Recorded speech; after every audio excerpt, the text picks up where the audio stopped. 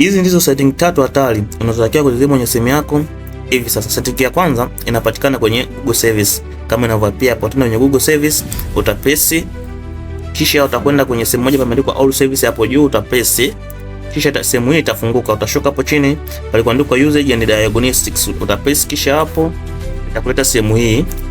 Sehemu hii utatakiwa kuitani feature hii, kwa sababu kupitia setting hii ndivyo unakwenda kwa simu yako na kupata access taarifa zako moja kwa moja kama na pin ilivyokuwa on.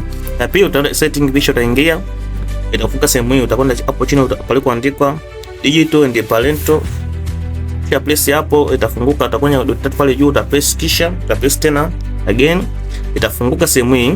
Kisha funguka sehemu, utaingia kwenye Usage and Data, utapress hapo, utaingia setting, utapress, kisha itakuleta sehemu hii hapa. Sehemu hii itaficha taarifa utani off, kwa sababu pia hawa developer wanapata taarifa zako za kila siku unazotumia katika app zako. Kisha utarudi setting, utapress sehemu hii, kisha press utasubiri load sekunde chache hapo, itakuleta sehemu hii hapa. Mimi nisha turn off, utatakiwa pia turn off feature hizo zote, kwa sababu pia hapa kupitia sehemu hii developer anakwenda kupata access ya kila app unaitumia, taarifa zake. Kama unatumia app hii unaingia taarifa hizi, atakuwa anapata taarifa moja kwa moja, kwa utatakiwa turn off.